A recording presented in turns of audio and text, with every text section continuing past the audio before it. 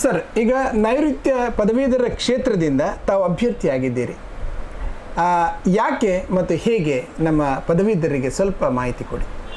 ನೋಡಿ, ನಾನು ಕಳೆದ ಪದವೀಧರ ಕ್ಷೇತ್ರಕ್ಕೆ ನಾವು ಓಟ್ ಹಾಕಿಸಿದ್ದೇನೆ, ಓಟ್ ಮಾಡಿದ್ದೇನೆ ನಾನು. ನನಗೆ ಆವಾಗ ಆಯನೂರು ಮಂಜುನಾಥ್ ಅವರು ವಿನ್ ಆದದ್ದು. ಅದು ನಾವು ಓಟ್ ಹಾಕಿದ್ದು ಬೇರೆಯವರಾಗಿದ್ರು ಸಹ ವಿನ್ ಆದದ್ದು ಆಯನೂರು ಮಂಜುನಾಥ್ ಅವರು ಆಗಿದ್ದಾರೆ. ಅಭ್ಯರ್ಥನೆ ಪ್ರಥಮ ಕಳೆದ ಚುನಾವಣೆ ಬಗ್ಗೆ ನಾನು ಹೇಳ್ತಾ ಇದ್ದೇನೆ. ಆಯನೂರು ಮಂಜುನಾಥ್ ಅವರು ಬಿ ಜೆ ಪಿಯಲ್ಲಿ ನಿಂತಿದ್ದರು. ಅವರು ರಾಜ್ಯಸಭೆ ಮೆಂಬರು, ಲೋಕಸಭೆ ಮೆಂಬರು, ಅದೆಂತೆಲ್ಲ ವಿಧಾನಸಭೆ ಮೆಂಬರೆಲ್ಲ ಆಗಿ ಲಾಸ್ಟ್ ಟೈಮಲ್ಲಿ ಅವರು ವಿನ್ ಆದರು. ಅವರು ಯಾವಾಗ ರಾಜೀನಾಮೆ ಕೊಟ್ಟರು ನನಗೆ ತುಂಬ ಬೇಸರ ಆಯಿತು. ನೀವು 6 ವರ್ಷಕ್ಕೆ ನಿಮ್ಮನ್ನು ಚುನಾಯಿತರಾಗಿ ಮಾಡಿದ್ದಾರೆ, ನೀವೊಂದು ಪಕ್ಷದಿಂದ ಚುನಾಯಿತರಾಗಿದ್ದೀರಿ, ನಿಮ್ಮನ್ನು ಜನರು ಗೆಲ್ಲಿಸಿಕೊಟ್ಟಿದ್ದಾರೆ ಪದವೀಧರರು. ನೀವು ಅವರಿಗೆ ಮಾಡಿದ ಅನ್ಯಾಯ ಮಾಡಿದ್ದೀರಿ. ನೀವು ಅವರನ್ನು ಕೇಳದೆ ನೀವು ರಾಜೀನಾಮೆ ಕೊಟ್ಟಿರಿ. ರಾಜೀನಾಮೆ ಕೊಟ್ಟು ಅದು ಹೋದ ಎಲ್ಲಿಗೆ? ನೀವು JDSಗೆ ಹೋದಿರಿ. ಆಯ್ತು, ಅಲ್ಲಿ ಆದರೂ ನಿರಂತರಾಗಿದ್ದೀರಾ? ಅಲ್ಲಿ ಸಿಲ್ಲ. ಅಲ್ಲಿ ಹೋಗಿ ನೀವು ಹೋದದ್ದು ಎಲ್ಲಿಗೆ? ಕಾಂಗ್ರೆಸ್ಸಿಗೆ. ನಿಮಗೆ ಅಲ್ಲಿ ಟಿಕೆಟ್ ಸಿಗಲಿಲ್ಲ ಅಂತೇಳಿ ಈಗ ಅದೇ ಪೋಸ್ಟಿಗೆ ನೀವು ಪುನಃ ಟ್ರೈ ಮಾಡ್ತಿದ್ರಿ. ಕಳೆದ ಬಾರಿಯಲ್ಲಿ ಅವರು ರಾಜೀನಾಮೆ 1 ವರ್ಷ ರಾಜೀನಾಮೆ ಮಾಡುವಾಗ ನಾನು ಕೆಲವರು ನಮ್ಮ ಲಯನ್ಸ್ ಪ್ರತಿನಿಧಿಗಳು, ನಾನು ಲಯನ್ಸಲ್ಲಿದ್ದೇನೆ, ರೋಟ್ರಿ ಅವರು, ನನ್ನ ಮತ್ತು ವ್ಯಾಲ್ಯೂವರ್ಸು, ಇಂಜಿನಿಯರ್ಸಲ್ಲಿದ್ದೇವೆ. ನಾನು ಹೇಳಿದೆ, ನಾನು ಈ ಸಲ ಎಲೆಕ್ಷನ್ಗೆ ನಿಲ್ಲಬೇಕು. ಯಾಕಂತೇಳಿದರೆ ಒಂದು ಪಕ್ಷೇತರವಾಗಿ ನಿಲ್ಲಬೇಕಂತೇಳಿ ವಿಚಾರದಲ್ಲಿ ಇರ್ತೀವಿ. ನಾನು ಹಲವಾರು ಮಂದಿ ಹತ್ರ ಇಲ್ಲಿ ಡಿಸ್ಕಸ್ ಮಾಡಿದೆ. ಆಯ್ತು, ನಿಲ್ಲು, ಪದವೀಧರಲ್ಲ ನೀನು, ಹೇಗೋ ಇಂಜಿನಿಯರಿಂಗ್ ಮಾಡಿದ್ದಿ ಅಥವಾ ನಿನಗೆ ಅನುಭವ ಉಂಟು ರಾಜಕೀಯದ್ದು. ಸಾಮಾಜಿಕವಾಗಿ ಕೂಡ ಅಣ್ಣನ ಹತ್ರ ಡಿಸ್ಕಸ್ ಕೂಡ ಮಾಡಿದೆ. ಅಣ್ಣನ ರಾಜಕೀಯ ಒಂದು ಗುರು ಅಂತೇಳಿ ಅವರಿಗೆ ಹೇಳಿದೆ ನಾನು. ನೋಡಿ, ನಾನು ಈ ಸಲ ರಾಜಕೀಯ ನಿಲ್ತೇನೆ ಅಂತೇಳಿ. ಟಿಕೆಟ್ ನಿನಗೆ ಇದು ಟಿಕೆಟ್ ನಾನು ಹೇಳಿದೆ, ಟಿಕೆಟ್ ನಂದು ಕೇಳೋದಿಲ್ಲ ಯಾರು ಸಹ. ನಾನು ಎಲ್ಲ ಪದವೀಧರ ಪರವಾಗಿ ನಾನು ನಿಲ್ಲೋದು. ನಾನು ಟಿಕೆಟ್ ಕೇಳಲಿಕ್ಕೆ ಯಾವ ನಾಯಕರ ಹತ್ರ ಹೋಗೋದಿಲ್ಲ. ನೀನೀಗ ಜನತಾಳಲ್ಲಿ ನಾನು ರಾಜೀನಾಮೆ ಕೊಡ್ತೇನೆ ಅಂತ ಹೇಳಿದ್ದೇನೆ. ನಾನು ರಾಜೀನಾಮೆ ಕೊಟ್ಟಿದ್ದೇನೆ. ನನ್ನ ಪಕ್ಷದಿಂದ ರಾಜೀನಾಮೆ, ನಾನು ರಾಜ್ಯ ವಕ್ತಾರಾಗಿದ್ದೇನೆ. ನಾನು ಪ್ರಧಾನ ಕಾರ್ಯದರ್ಶಿ ರಾಜೀನಾಮೆ ಕೊಟ್ಟೆ. ಆಯಿತು, ನಿಲ್ತೇನೆ ಅಂತೇಳಿ ಡಿಸೈಡ್ ಮಾಡಿ ಆಗ ನಾನು ಸ್ವಲ್ಪ ಸಂಪರ್ಕ ಎಲ್ಲ ಸಾಧನೆ ಮಾಡಿದೆ. ಇದು ನನಗೆ ಒಂದು ಒಳ್ಳೆಯ ಯಾರದು ನಮ್ಮ ಇವರು ರಾಜೀನಾಮೆ ಕೊಟ್ಟದ್ದು ಈ ಒಂದು ಅವಕಾಶ. ಅದು ಇವತ್ತಿನ ಪೊಸಿಷನ್ ನೋಡಿ, ಯಾರು ರಾಜೀನಾಮೆ ಕೊಟ್ಟಿದ್ದಾರೆ ಅವರು ಪುನಃ ನಿಂತಿದ್ದಾರೆ. ಅದು ಬೇರೆ ಪಕ್ಷದಿಂದ. ಅವರ ಎದುರಿಗೆ ನಿಂತವರು, ಅವರು ಏನು ಯಾವುದೇ ಚುನಾವಣೆಯಲ್ಲಿ ನಿಲ್ಲದವರು ಅವರು ಇವತ್ತು BJPಯಿಂದ ನಿಂತಿದ್ದಾರೆ. ರಘುಪತಿ ಭಟ್ ಅವರು ಅವರ ವಿರುದ್ಧವಾಗಿ ಹೋರಾಟ ಮಾಡ್ತಾ ಇದ್ದಾರೆ ಪಕ್ಷೇತರವಾಗಿ ಹೋರಾಟ ಮಾಡೋದಂತ ಹೇಳಿದ್ರೆ ಏನು? ನೀವು ಮೋದಿಯವರ ಫೋಟೋ ತೋರಿಸ್ತೀರಿ, ನಾನು ಪಕ್ಷೇತರಾಗಿ ನಿಂತಿದ್ದೇನೆ ಅಂತ ಹೇಳ್ತೀರಿ. ಅಲ್ಲೇ ದಿನೇಶ್ P ಅವರು ಕಳೆದ ಬಾರಿ ನಿಂತವರು ಕಾಂಗ್ರೆಸ್ನವರು. ಈ ಸಲ ಅವರಿಗೆ ಟಿಕೆಟ್ ಸಿಗಲಿಲ್ಲ. ಅವರು ರಾಹುಲ್ ಗಾಂಧಿ, ಸೋನಿಯಾ ಗಾಂಧಿಯವರ ಫೋಟೋ ಹಾಕಿಕೊಂಡು ನಾನು ಪಕ್ಷೇತರ ಅಭ್ಯರ್ಥಿ ಅಂತ ಹೇಳಿ ವಿಚಾರದಲ್ಲಿ ನನ್ನ ಪ್ಯಾಂಪ್ಲೆಟ್ನಲ್ಲಿ ಎಲ್ಲಿಯಾದರೂ ಯಾರಾದರೂ ನಾಯಕರ ಫೋಟೋ ಉಂಟಾ? ಎಲ್ಲೂ ಇಲ್ಲ. ಯಾಕಂತೇಳಿದರೆ ನನಗೆ ಗೊತ್ತುಂಟು ಕಾನೂನಿನ ವಿಷಯದಲ್ಲಿ. ನನಗೆ ಗೊತ್ತು, ನಾವೊಬ್ಬ ಪಕ್ಷೇತರಾಗಿರುವಾಗ ನಾನು ಪಕ್ಷೇತರನೇ. ನನಗೆ ನಾಯಕರು, ನಮ್ಮ ಪದವೀಧರ ಎಲ್ಲ ಅಭ್ಯರ್ಥಿಗಳು ನಾವು ಹೇಗೆ ಆಗ್ತಾರೆ ಪಕ್ಷೇತರವಾಗ? ನಮ್ಮ ರಾಹುಲ್ ಗಾಂಧಿ ಫೋಟೋ ಹಾಕೋದು, ಸೋನಿಯಾ ಗಾಂಧಿ ಫೋಟೋ ಹಾಕಿ ಅಥವಾ ಮೋದಿಯವರ ಫೋಟೋ ಆಗಿ ಓಟ್ ಕೇಳೋದು ಅದು ತಪ್ಪಲ್ವಾ? ಕೊಡಬೇಕು ಅವರಿಗೆ ಓಟು, ಕೊಡಬಾರ್ದಲ್ಲ. ಅಂದರೆ ಅದು ಸಿಂಧು ಹೇಳುತ್ತಲ್ಲ, ಅದು ಪಾರದರ್ಶಕ ಆಡಳಿತ ಅಂತ ಹೇಳಿದ್ರೆ ನಾವು ಫೇರ್ ಆ್ಯಂಡ್ ಜಸ್ಟ್ ಇಲೆಕ್ಷನ್ ಅಂತ ಹೇಳ್ತೇವೆ. ಪಾರದರ್ಶಕ ಅಥವಾ ಇಲೆಕ್ಷನ್ನಲ್ಲಿ ನಿಮಗೆ ಪಕ್ಷೇತರ ಅಭ್ಯರ್ಥಿ ಮೋದಿಯವರ ಹೆಸರು, BJPಯವರ ಹೆಸರು ಹಾಕ್ಲಿಕ್ಕತ್ತಾ? ಇಲ್ಲಲ್ಲ. ಅಲ್ಲಿ ಕೊಟ್ಟರೆ ಅವರ ಚುನಾವಣೆಯಲ್ಲಿ ಬರೋದು ಪಕ್ಷೇತರ ಅಂತೇಳಿ, ಬೇರೆ ಯಾವುದು ಚಿಹ್ನೆ ಬರೋದಿಲ್ಲ. ನಂದು ಪಕ್ಷೇತರದ ನಂದು ಮೊದಲನೇ ಹೆಸರುಂಟು. ಏಕೆಂದರೆ ನಾನು ದಿನಕರ ಅಂತೇಳಿ ನನ್ನ ಫಸ್ಟ್ ಒನ್, ಬೇರೆಲ್ಲ ಅಷ್ಟೇ. ನಾನು ಎಲ್ಲೂ ಚಿಹ್ನೆ ಉಪಯೋಗ ಮಾಡಲಿಲ್ಲ. ತಪ್ಪಾಗ್ತಾಯಿದ್ದು. ಪಕ್ಷ ಇರಬಾರ್ದು, ಪಕ್ಷದವರ ಫೋಟೋ ಇರಬಾರ್ದು. ಹೌದು. ಮತ್ತು ಕ್ಯಾನ್ವಾಸ್ ಮಾಡುವಾಗ ಸಹ ನಾನು BJPಯಿಂದ ಬಿಡಲಿಲ್ಲ. ನಾನು BJP ಈಗ ಸಹ ಸದಸ್ಯ. ನನಗೆ ನನ್ನದೇ ಉದ್ದೇಶ RSSನ ಉದ್ದೇಶ. ನನ್ನ ಉದ್ದೇಶ ಮುಂಚಿಂದಲ್ಲ ನಾನು RSSಲ್ಲಿದ್ದೇನೆ. ಅವನು ಹೇಳೋದು BJP ಹೇಳೋದು ಹಾಗೆ, ನಾನು RSS ಇದ್ದೇನೆ. ಇವರು ಆಯನೂರು ಮಂಜುನಾಥ್ 40 ವರ್ಷ BJPಲಿ ಇದ್ದರೂ ಕೂಡ ಅವರು ಕೂಡ RSSನ ಬೆಂಬಲ ಪಡೆದವರು. ಹಾಗಾದರೆ ಇವರು ನಾವು ಈ ಸಲ ಇಲೆಕ್ಷನ್ಲಿ ನೋಡಿ, ನಾನು ಇದು ಒಂದು ಸಮೀಕ್ಷೆ ಮಾಡಿ ಹಿಂದುಳಿದ ವರ್ಗದ ಒಬ್ಬನೇ ಯಾರಿಲ್ಲ ನಾನು ಬಿಟ್ಟು. ಶಿವಮೊಗ್ಗದಿಂದ 3 ಮಂದಿ ಕಂಟೆಸ್ಟ್ ಮಾಡಿದವರು ಸಹ ಲಿಂಗಾಯತರು. ಬೇರೆ ಯಾರು ಹಿಂದುಳಿದ ವರ್ಗದವರು ಯಾರಿಲ್ಲ. ನಾನು ಆ ರೀತಿಯಲ್ಲಿ ಪ್ರಚಾರ ಮಾಡಲಿಕ್ಕೆ ಹೋಗೋದಿಲ್ಲ. ಆದರೆ ನೋಡಿ ಇಲ್ಲಿ ಹೇಳುವ ವಿಚಾರ ಏನಂತ ಹೇಳಿದರೆ, ನೀವು ಕೊಡುವಾಗ ಟಿಕೆಟ್ ಕೊಡುವಾಗ ನೋಡಿ, ಈ ರೀತಿಯಲ್ಲಿ ಕೊಡ್ಬೋದಾ? ಅವ್ರು ಚುನಾವಣೆಯಲ್ಲಿ ನಿಲ್ಲಬೇಕಾ? ಯಾಕೆ ನಿಲ್ಲಬೇಕು? ನಿಮಗೆ ತಲಾಂತರಾಗಿ ನಿಮಗೆ ಎಲ್ಲ ಮೆಡಿಕಲ್ ಫೆಸಿಲಿಟೀಸ್, ನಿಮಗೆ ಇದು ಪೆನ್ಷನ್ ಸಿಗ್ತದೆ, ರಾಜ್ಯಸಭೆ ಮೆಂಬರ್ ಆಗಿದ್ದೀರಿ, ಲೋಕಸಭೆ ಮೆಂಬರ್ ಆಗಿದ್ದೀರಿ, MLC ಆಗಿದ್ದೀರಿ 3-4 ಸಲ, ಪುನಃ ನೀವು ಇದು ನಿಲ್ತೀರಂತ ಹೇಳಿದರೆ ಪುನಃ ಪದವೀಧರಾಗಿ ಕೊಟ್ಟಿದ್ದಾರಾ? ಯಾಕೆ ಅವರಿಗೆ ಕೊಡಬೇಕು? ಅಥವಾ ನಾನು ಇಂಥದ್ದು ಏಕಂತ ಹೇಳಿದರೆ ಈಗಿನ ಪರಿಸ್ಥಿತಿಯಲ್ಲಿ ಪದವೀಧರರು ಎಲ್ಲಿದ್ದಾರೆ? ಎಲ್ಲಿಯಾದರೂ ಈ ಕರಾವಳಿ ಮಲೆನಾಡು ಪ್ರದೇಶದಲ್ಲಿ ಇನ್ನೊಂದು 10 ವರ್ಷಕ್ಕೆ ಆಗುವಾಗ ಎಲ್ಲಿಯಾದರೂ ಒಂದು ಉದ್ಯಮ ಬಂದಿದ ಮತ್ತು ಏನಾದರೂ ನಾನು ಯಾರ ತಲೆಯಲ್ಲಿ ಉಂಟಾ ಈ ಪ್ರದೇಶಕ್ಕೆ ಏನಾದರೂ ಮಾಡಬೇಕಂತೇಳಿ? ಎಲ್ಲೂ ಇಲ್ಲಲ್ಲ. ಯಾರ ಬಗ್ಗೆ ಮಾತಾಡಬೇಕು? ಯಾವ ಪದವೀಧರರು ತುಂಬ ಮಂದಿ ಇದ್ದಾರೆ ಇಲ್ಲಿ. ಏನು ನಿರುದ್ಯೋಗ, ಹೋಗ್ತಾರೆ, ಗಲ್ಫಿಗೆ ಹೋಗ್ತಾರೆ, ಬೇರೆ ಕಡೆ ಹೋಗ್ತಾರೆ, ಆ ಕಡೆ ಹೋಗ್ತಾರೆ, ಇಲ್ಲಿಗೆ ಇರುವುದಿಲ್ಲ. ಒಬ್ಬ ಇಂಜಿನಿಯರಿಗೆ ಇಲ್ಲಿ ಇವತ್ತು ನೋಡಿ, ಇವತ್ತು ಕೆಲಸ ಸಿಗೋದಿಲ್ಲ. ಅವ 15,000 ರೂಪಾಯಿಗೆ ಕೆಲಸ ಮಾಡ್ತಾನೆ. BE ಆದ ಇಂಜಿನಿಯರ್ 15,000 ರೂಪಾಯಿಗೆ, BE ಆದ ಇಂಜಿನಿಯರು ಆ ವಾಚ್ಮ್ಯಾನ್ ಕೆಲಸಕ್ಕೆ ಇದಾಗ್ತಾನೆ, ಅಪ್ಲಿಕೇಶನ್ ಹಾಕ್ತಾನೆ. ಆದರೆ ಒಬ್ಬ ಮೇಸ್ತ್ರಿ ನೀವು ನೋಡಿ 1,800 ರೂಪಾಯಿ ಕೊಟ್ಟರೆ ಸಹ ಮೇಸ್ತ್ರಿ ಸಿಗೋದಿಲ್ಲ. ಇದು ಪದವೀಧರರ ಅವರ ಒಂದು ಇದು ಏನಂದರೆ ಆ ಸ್ಥಿತಿಗತಿ. ನಾನು ಬೇರೆಯವರ ವಿಚಾರ ಸ್ಥಿತಿಗತಿ. ನಮ್ಮ ಭಾರತ ದೇಶ 35 ವರ್ಷದ ಪ್ರಾಯದವರ ಯಂಗ್ ಇಂಡಿಯಾ ಅಂತ ಹೇಳ್ತೇವೆ ನಾವು. ಗಣತಿಯ ಪ್ರಕಾರ ಯಂಗ್ ಇಂಡಿಯಾ. ಇನ್ನೊಂದು 10 ವರ್ಷ 15 ವರ್ಷ ಇಡೀ ಜಗತ್ತಿನಲ್ಲಿ ಭಾರತದ ಎಲ್ಲ ಯಂಗ್ ಇಂಡಿಯಾ ಅಂತ ಹೇಳ್ತೇವೆ. ಅವರಿಗೆ ಹುದ್ದೆ ಕೊಡಲಿಕ್ಕೆ ಎಲ್ಲಿ ಇದು ಮಾಡಿದ್ದಾರೆ? ಯಾರಾದರೂ ಅವರ ಬಗ್ಗೆ ಮಾತಾಡೋರು ಯಾರಿದ್ದಾರೆ? ನಿನ್ನೆ ಒಂದು ಪೇಪರಲ್ಲಿ ನಾನು ಸೈನ್ಯ ಕರ್ನಾಟಕ ನೋಡಿದೆ. ಗಾಂಜಾ ಇಲ್ಲಿ ದಕ್ಷಿಣ ಕನ್ನಡದಲ್ಲಿ ಎಷ್ಟು ಗಾಂಜಾ ತಿನ್ನುವವರು ಅಥವಾ ಈ ಕರಾವಳಿ ಪ್ರದೇಶದಲ್ಲಿರುವವರು ಎಲ್ಲ ರೂಟ್ ಬರೋದು ಇಲ್ಲಿಂದ, ಕೇರಳದಿಂದ ಬರ್ತದೆ, ನಿಮ್ಮ ಇಲ್ಲಿಂದ ಆಂಧ್ರ ಪ್ರದೇಶ ಬರ್ತದೆ. ಇದನ್ನು ತಡೆಯೋರು ಯಾರು? ಇದನ್ನು ಯಾಕೆ ಪದವೀಧರರು ಇಲ್ಲಿ ಇದು ಮಾಡೋದಿಲ್ಲ? ಯಾಕೆ ಇದು ಈ ರೀತಿಯಲ್ಲಿ ಇದನ್ನು ಹೇಳುವವರು ಯಾರು, ಕೇಳುವವರು ಯಾರು? ಕೃಷಿ ಬಗ್ಗೆ ನಾನು ಕೃಷಿಯಲ್ಲಿ ಇದು ನನ್ನ ತಂದೆ ಕೃಷಿ ಪಂಡಿತ. ಎಲ್ಲಿದೆ ಕೃಷಿ? ನಮ್ಮ ಗದ್ದೆ, ನನ್ನದೇ ಗದ್ದೆ, ನಾವು ಎಲ್ಲಿ ಮಾರಲಿಲ್ಲ. ನಮ್ಮ ಇದು ಸ್ಥಳವನ್ನು ಒಂದು ಅರ್ಧ ಸೆಂಟ್ಸ್ ನಾವು ಸ್ಥಳ ಈಗಲೂ ಇಟ್ಟಿದ್ದೇವೆ. ಹಣ ಮಾಡ್ಬೋಯಿತ್ತು, ಬೆಂಜ್ ಕಾರ್ಲಿ ಓಡ್ಬೋಯಿತ್ತು, ಮಾಡಲಿಲ್ಲ ಇಷ್ಟವರೆಗೆ. ಈಗಲೂ ನಮ್ಮ ಮನೆಯಲ್ಲಿ ಬಂದರೆ ಅಷ್ಟು ವಾತಾವರಣ ಕ್ಲೈಮೆಟಿಕ್ ಅಂತ ಹೇಳಿದರೆ, ಈಗ ನಾವು ನೀಮ್ ಗಿಡ ನಟ್ಟಿದ್ದೇವೆ ಅಲ್ಲಿ, ಎಷ್ಟು ಚೆಂದ ಬರ್ತಾ ಇದೆ ನೋಡಿ. ಅದನ್ನು ಈ ಪದವೀಧರರು ಎಲ್ಲಿ ಹೋಗಬೇಕು ಕೆಲಸಕ್ಕೆ? ಈಗ ನೀವು ನೋಡಿ, ಈ ರೀತಿಯಲ್ಲಿ ಒಂದು ಗಲ್ಫಲ್ಲಿ ಕೂಡ ಇನ್ನು ನೆಕ್ಸ್ಟ್ ಒಂದು 10 ವರ್ಷ ಆಗೋ ಕೆಲಸ ಇಲ್ಲ. ಯಾಕಂತೇಳಿದರೆ ಈ ಪೆಟ್ರೋಲಿಯಮ್ನ ಕಾರ್ನಲ್ಲಿ ಪೆಟ್ರೋಲಿಯಂ ಹಾಕೋದು, ಡೀಸೆಲ್ ಹಾಕೋದನ್ನೆಲ್ಲ ಬಂದ್ ಮಾಡ್ತಾರೆ. ಕ್ಲೈಮೆಟಿಕ್ ಚೇಂಜಿಗಾಗಿ ಎಲ್ಲ ಸೋಲಾರ್ ಎನರ್ಜಿಗೆ ಹೋಗ್ತಾರೆ, ವಿಂಡ್ ಎನರ್ಜಿಗೆ ಹೋಗ್ತಾರೆ, ನ್ಯೂಕ್ಲಿಯರ್ ಎನರ್ಜಿಗೆ ಹೋಗ್ತಾರೆ. ಈ ಪೆಟ್ರೋಲ್ನ ಅವಶ್ಯಕತೆಯೇ ಬರೋದಿಲ್ಲ. ಎಲ್ಲ ಎಲೆಕ್ಟ್ರಿಕಲ್ ವಾಹನ ಆದಾಗ ಆಗ ಗಲ್ಫಲ್ಲಿ ಕೆಲಸ ಇರೋದಿಲ್ಲ. ಗಲ್ಫಿಗೆ ಹೋಗೋದವ್ರು ಯಾರು? ಯಾಕೆ ಹೋಗ್ತಾರೆ? ಅಲ್ಲಿ ಪ್ಲಂಬರ್ ಕೆಲಸ, ಅಲ್ಲಿ ಇಂಜಿನಿಯರಿಂಗ್ ಕೆಲಸ, ಅಥವಾ ರೋಡ್ ಕೆಲಸ, ಅಥವಾ ಬಿಲ್ಡಿಂಗ್ ಕೆಲಸ. ಅಲ್ಲಿ ಏನು ದೊಡ್ಡ ವಿಷಯ ಅಲ್ಲ. ನೀವು ತೈವಾನಿಗೆ ಹೋಗಿ, ತೈವಾನನ್ನು ನೋಡಿ. ತೈವಾನ್ನಲ್ಲಿ ಎಂತೆಲ್ಲ ಆಗ್ತದೆ. ಸೆಮಿ ಕಂಡಕ್ಟರ್ ಇಡೀ ಸಣ್ಣ ಒಂದು ನಮ್ಮ ಒಂದು ಅರ್ಧ ಕರ್ನಾಟಕದ ಸಹ ಇಲ್ಲ ತೈವಾನ್. ಇಡೀ ಜಗತ್ತಿನಲ್ಲಿ ಸೆಮಿ ಕಂಡಕ್ಟರ್ ಮಾಡುವಂಥ ವ್ಯವಸ್ಥೆ ಅಥವಾ ಸಿಲಿಕಾನ್ ಎಲ್ಲ ಇದು ಮಾಡೋದಂತ ಹೇಳುವ ವ್ಯವಸ್ಥೆ ಹೇಳೋದು ತೈವಾನ್ ಮಾಡ್ತದೆ. ಅಂಥ ಒಂದು ದೇಶದಲ್ಲಿ ಅಷ್ಟು ನಮ್ಮಲ್ಲಿ ಇಲ್ಲಿ ಎಲ್ಲಿದೆ? ಇನ್ಫೋಸಿಸ್ ಅವರು ಬಂದರು, ನಂತರ ಈ ವಿಪ್ರೋ ಬರ್ತಾರೆ, ಅವರು ಬರ್ತಾರೆ, ಇವರು ಬರ್ತಾರೆ. ಮುಡಿಪಲ್ಲಿ ನಾವು ಇದು ಮಾಡಿದ್ವಿ. ಎಲ್ಲಿ ಎಷ್ಟು ಬಂದು ಉದ್ಯೋಗ ಸಿಕ್ಕಿತ್ತು? MRPL ಬಂದು 20 ವರ್ಷ ಆಯಿತು. ಅಲ್ಲಿ ಊರಿನ ಅಂಥ ಇಂಡಸ್ಟ್ರಿ ಬರೋದಕ್ಕಿಂತ ಸಣ್ಣ ನೀವು ವಿಂಡ್ ಎನರ್ಜಿ ಮಾಡಿ. ನಿಮ್ಮ ಸಮುದ್ರ ಹತ್ತಿರ ಇದೆ, ನಿಮಗೆ ಫಿಶರೀಸ್ನವರಿಗೆ ಒಳ್ಳೆ ಇಂಪ್ರೂವ್ಮೆಂಟ್ ಕೊಡಿ. ಫಿಶರೀಸ್ ಡಿಪಾರ್ಟ್ಮೆಂಟ್ನಲ್ಲಿ ಅಥವಾ ಫಿಶಿಂಗ್ ಮಾಡುವವರಿಗೆ, ಅವರಿಗೆ ಮೀನುಗಾರರಿಗೆ ನಿಮಗೆ ಸವಲತ್ತು ಕೊಟ್ಟು ಅವರನ್ನು ಉದ್ಯೋಗಸ್ಥರ ಮಾಡಿ. ಕೃಷಿಯಲ್ಲಿ ಉದ್ಯೋಗಸ್ಥರ ಮಾಡಿ. BD ಅವನತೆ ಆಗಿದೆ, ಟೈಲ್ಸ್ ಫ್ಯಾಕ್ಟ್ರಿ ಅವನತೆ ಆಗಿದೆ. ಇಂಥ ಒಂದು ಉದ್ಯಮ ಬನ್ನಿ. ಯಾವುದು ನಮ್ಮ ಎನ್ವೈರ್ಮೆಂಟಲ್ ನಮ್ಮ ಇದಕ್ಕೆ ಪರಿಸರ ಹಾನಿ ಆಗದಂತಕ್ಕೆ ಉದ್ಯಮ ತನ್ನಿ. ಅಂಥ ಉದ್ಯಮವನ್ನು ಇದನ್ನು ಯಾರು ಹೇಳಬೇಕು? ಯಾರು ಎಚ್ಚರಿಸಬೇಕು? ದಿವಸಕ್ಕೆ ನಾನು ನೋಡ್ತಾ ಇದ್ದೇನೆ ಪ್ರತಿ ಪೇಪರ್ಲಿ 3 ಜನ ಆಕ್ಸಿಡೆಂಟಲ್ಲಿ ಖಲಾಸ್. ಒಳ್ಳೆ ರಸ್ತೆ ಇದ್ದರೂ ಕೂಡ ಆಕ್ಸಿಡೆಂಟ್. ಏನು ಮಾಡ್ತಾರೆ? ಕುಡಿತಾರೆ, ಇರ್ತಾರೆ. ಯುವಕರು ಆತ್ಮಹತ್ಯೆ ಮಾಡ್ತಾಯಿದ್ದಾರೆ. ಎಜುಕೇಟೆಡ್ ಪೀಪಲ್ ಆತ್ಮಹತ್ಯೆ ಮಾಡ್ತಾಯಿದ್ದಾರೆ. ಅವಳು ಸತ್ತ ಅಂತೇಳಿ ಇವನು ಸಾಯಿದ್ದು, ಆತ್ಮಹತ್ಯೆ ಮಾಡೋದು. ಇದನ್ನು ಯಾರು ಮೊರಲ್ ಇದು ಮಾಡಬೇಕು? ಅದನ್ನು ಪದವೀಧರರು ಕಲ್ತವರು, ನಾನು ಕಲ್ತವ್ರ ಬಗ್ಗೆ, ಬೇರೆಯವರ ಬಗ್ಗೆ ಬಿಡಿ.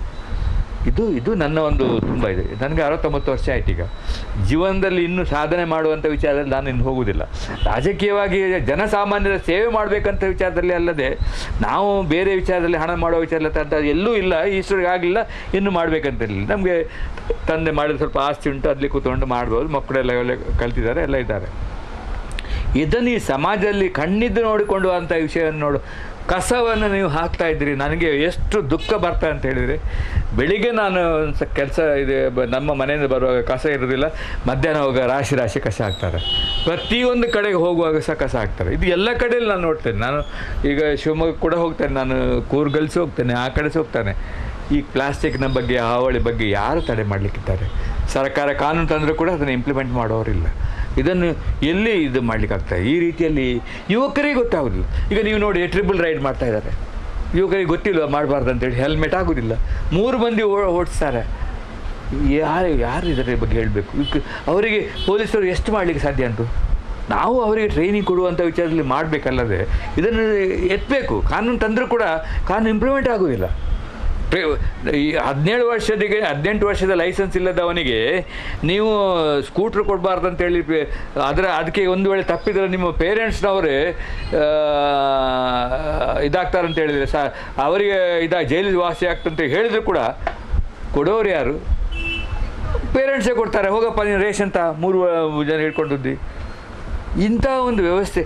ನಾನು ಸತ್ಯವಾಗಿ ಹೇಳ್ತೇನೆ, ನಾನು ಸಿಂಗಾಪುರಲ್ಲಿ ಇದ್ದೆ. ನಾನು ಒಂದು 4 ವರ್ಷ ಇದ್ದೆ. ಎಂಥ ಆಡಳಿತ, ಎಂಥ ಸಿಸ್ಟಮ್ಯಾಟಿಕ್ ಆಡಳಿತ. ಒಂದು ನೀವು ಒಬ್ಬ ವಾಹನ ಕ್ರಾಸ್ ಮಾಡ್ತಾರೆ ಅಂತ ಹೇಳುವಾಗ ಆ ವಾಹನದವನು ನಿಲ್ಲಿಸಬೇಕು. ಅವನಿಗೆ ಎಲ್ಲೂ ಜನರಿಗೆ ಅನ್ಯಾಯ, ಕಸ ಬಿಸಾಡಲೇಬಾರ್ದು, ಉಗುಳಬಾರ್ದು. ನಿಮ್ಮ ಕಸವನ್ನು ಒಬ್ಬರು ನೋಡಿದ ಕೂಡ ನಿಮಗೆ ಫೈನೇ. ಯಾಕೆ ಅಲ್ಲಿ ಆಗ್ತದೆ? ಅಥವಾ ಇಲ್ಲಿಂದ ಹೋದವರು ಗಲ್ಫಿಗೆ ಹೋದರೆ, ದುಬೈಗೆ ನೀವೆಲ್ಲ ಹೋಗಿ ದುಬೈಗೆ, ಅಲ್ಲಿ ಎಷ್ಟು ಸಿಸ್ಟಮ್ಯಾಟಿಕ್ ಕೆಲಸ ಮಾಡ್ತಾರೆ, ಎಲ್ಲ ಕಾನೂನನ್ನು ಪಾಲಿಸ್ತಾರೆ. ಇಲ್ಲಿ ಬಂದ ಕೂಡಲೇ ಅವರಿಗೆ ಅಲ್ಲಿ ಬೀಡಿ ಸಿಗರೇಟ್ ಯಾವ ಯುವಕರನ್ನು ಬೆಳೆಸಬೇಕು? ನಮ್ಮ ಯುವಕರದ್ದು ಇನ್ನು ದೊಡ್ಡದಾಗಿ ಎಂತ ಮಾಡಬೇಕು? ಇದನ್ನು ಹೇಳೋರಿಗೆ, ಪದವೀಧರರಿಗೆ ಈ ಮತದಾನದಲ್ಲಿ ಆಸಕ್ತಿ ಕಡಿಮೆ ಆದಾಗಿದೆ ಅಲ್ಲ. ನೋಡಿ, ಪದವೀಧರರಿಗೆ 15 ಲಕ್ಷ ಪದವೀಧರರು ನಮ್ಮ ಈ ಪ್ರದೇಶದಲ್ಲಿ ಇದ್ದಾರೆ. ಕೂರ್ಗ್ರಿಂದ ಸರ್ ಅಂದಾಜಿ ಪ್ರಕಾರ ನೈಋತ್ಯ ಪದವೀಧರ ಕ್ಷೇತ್ರದಲ್ಲಿ 15 ಲಕ್ಷರಷ್ಟು ಈಗ ಸದ್ಯಕ್ಕೆ ಇರುವವರು. ಅಲ್ಲಿ ಕೆಲವರಲ್ಲಿ 15 ಲಕ್ಷ ಜಾಸ್ತಿ ಇದ್ದಾರೆ. ಆದರೆ ಎಷ್ಟು ಮಂದಿ ಇದೆ? 80,000 ನೋಂದಾಯಿಸಿದ್ದಾರೆ. ವೋಟಿಂಗ್ ಹಾಕುವವರು ಇನ್ನು 40,000 ಕೂಡ ಹಾಕ್ಲಿಕ್ಕಿಲ್ಲ. ಆ ದಿವಸ ಜೋರು ಮಳೆ ಬಂದರೆ ಬೂತಿಗೆ ಹೋಗೋದಿಲ್ಲ. ಇದು ಅವರಿಗೆ ಇಂಟ್ರೆಸ್ಟ್ ಕೂಡ ಇಲ್ಲ. ಪದವಿ ಮತದಾರರಿಗೂ ಸಹ ರಿಜಿಸ್ಟ್ರೇಷನ್ ಮಾಡಲಿಲ್ಲ. ಈಗ ಕೇಳ್ತಾರೆ ರಿಜಿಸ್ಟ್ರೇಷನ್ ಅದು ಆಯ್ತಲ್ಲ ಮರ್ರೆ, ಎನ್ನ ಪುದರ್ ಆ್ಯಡ್ ಮಾಡ್ಕೊಡತ್ತೆ ನಾನು ನೆಕ್ಸ್ಟ್ ಇಯರ್ ಮಲ್ಪ್ಲೆ ಮಾರ್ರೆ. ಅಲ್ಲ ಹಿಂಗೆ ಲಾಸ್ಟ್ ಇಯರ್ ಇತ್ತು ಅಂತ ಮಾರ್ರೆ, ಲಾಸ್ಟ್ ಇಯರ್ ನಾನು ಪಾಡ್ದಿತ್ತೆ ಒಟ್ಟು ಬಿಟ್ಟೆ ಮಾರ್ರೆ. ಈಗ ನೋಟಿಫಿಕೇಶನ್ ಬಂದು ಲೇಸ್ಟ್ ಆಯಿತು. ಲಾಸ್ಟ್ ಇಯರ್ ಇದ್ದವರೆಲ್ಲ ಕ್ಯಾನ್ಸಲ್ ಆಗಿತ್ತು. ಪುನಃ ರಿಜಿಸ್ಟ್ರೇಷನ್ ಮಾಡಿದ್ದಾರೆ. ನಮ್ಗೆ ಯಾರು ಹೇಳಲಿಲ್ಲ. ನೀವು ಪೇಪರ್ ನೋಡಿದ್ರೆ ಅದು ನಮ್ಗೆ ಗೊತ್ತಾಗಲಿಲ್ಲ. ಇಂಥ ಒಂದು ಹೇಳ್ತಾ ಇದ್ದಾರೆ. ಅಂದರೆ ಅವರಿಗೆ ಇಂಟ್ರೆಸ್ಟ್ ಇಲ್ಲ. ಈಗ ಪುನಃ ನೋಟಿಫಿಕೇಶನ್ ಕೊಟ್ಟರು, ನೀವು ಮೊನ್ನೆ ಲಾಸ್ಟ್ ಡೇಟ್ 26 ತಾರೀಕೇನೇ ಇತ್ತು, ಏಪ್ರಿಲ್ 26 ತಾರೀಕು. ಆವಾಗಲೇ ಬಂದದ್ದು 2,000 ವೋಟರ್ಸ್ ಮಾತ್ರ ಎಕ್ಸ್ಟ್ರಾ. ಅವರಿಗೆ ಎಲ್ಲಿ ಇಂಟ್ರೆಸ್ಟ್ ಇದೆ? ಪದವೀಧರ ಮಾತಾಡೋರು ಯಾರು MLCಯಲ್ಲಿ ಆಗಿ? ಎಲ್ಲಿಯಾದರೂ ಒಂದು ಸೆಂಟೆನ್ಸ್ ಯಾರಾದರೂ ಪದವೀಧರ ಬಗ್ಗೆ ಮಾತಾಡಿದವರಿದ್ದಾರೆ? ಇಷ್ಟವರೆಗೆ ಭಿನ್ನಾಗಿ ಹೋದ್ರಲ್ಲ, ಅವ್ರು ಮಾತಾಡಿದಾರ? ಇಲ್ಲ. ಸ್ವಂತಕ್ಕಾಗಿ ನನಗೆ ನಾಳೆ ಪದವೀಧರ ಇನ್ನಾದ ಕೂಡಲೇ ಸರ್ ನನಗೊಂದು ಪೋಸ್ಟ್ ನೀವು ಏನಾದರೂ ಕೊಡಬೇಕಲ್ಲ, ಈಗ ನಾನು ಇಷ್ಟು ವರ್ಷ ಇದ್ದೀನಿ, ಯಾವುದಕ್ಕೆ? ನನಗೆ ಡಿಸ್ಟ್ರಿಕ್ಟ್ ಮಿನಿಸ್ಟರ್ ಆಗಬೇಕು, ಇದೇ ಇರೋದು, ಅಥವಾ ಸಭಾಪತಿ ಆಗಬೇಕು, ಈ ರೀತಿಯೆಲ್ಲ ಕೇಳ್ತಾ ಇದ್ದಾರೆ.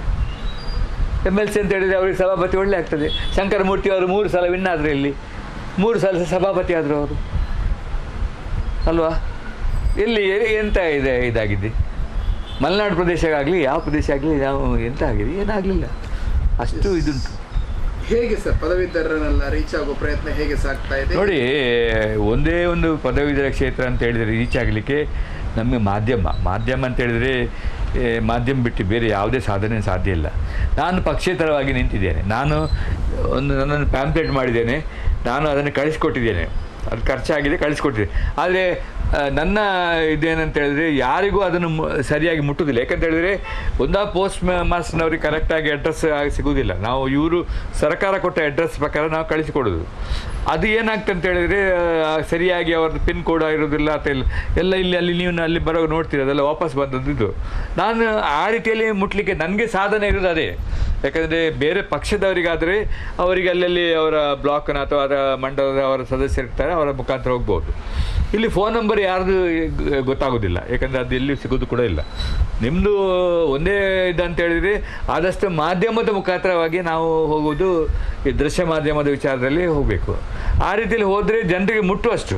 ಅದಕ್ಕೆ ಈ ನಮ್ಮ ದೃಶ್ಯ ಮಾಧ್ಯಮ, ನಿಮ್ಮದು ಸಾಧಾರಣ ಒಳ್ಳೆ ಕವರೇಜ್ ಉಂಟು ಎಲ್ಲ ಕಡೆಯಲ್ಲಿ, ಉಡುಪಿ ಆ ಕಡೆಯಲ್ಲಿ ಹೋಗಬೇಕು. ನಮಗೆ ದೃಶ್ಯ ಮಾಧ್ಯಮ ಅಂತ ಹೇಳಿದರೆ ನಮ್ಗೆ ಕೂರ್ಗೆ ಹೋಗಬೇಕು, ಅದು ಶಿವಮೊಗ್ಗ ಹೋಗಬೇಕು, ಅಥವಾ ನೈಋತ್ಯ ಪದವಿ. ನನ್ನ 4ನೇ ಸ್ಥಾನದಲ್ಲಿ ನಾನಿದ್ದೇನೆ, ಆ 4ನೇ ಸ್ಥಾನದಲ್ಲಿ ನಾನಿದ್ದೇನೆ ಅಂತ ಹೇಳುವ ವಿಚಾರದಲ್ಲಿ ಎಲ್ಲರಿಗೂ ಗೊತ್ತಾಗಬೇಕು. ಅಥವಾ ಅವರಿಗೆ ಪ್ರಾಶಸ್ತ್ಯ ಮತ ಅಂತೇಳಿ ಏನಂತ ಗೊತ್ತಾಗಬೇಕು. ನೀವು ಒಂದು ಅಂತೇಳಿ ಹಾಕಿ ಅಂತೇಳಿ ಅದು ಗೊತ್ತಾಗಬೇಕು.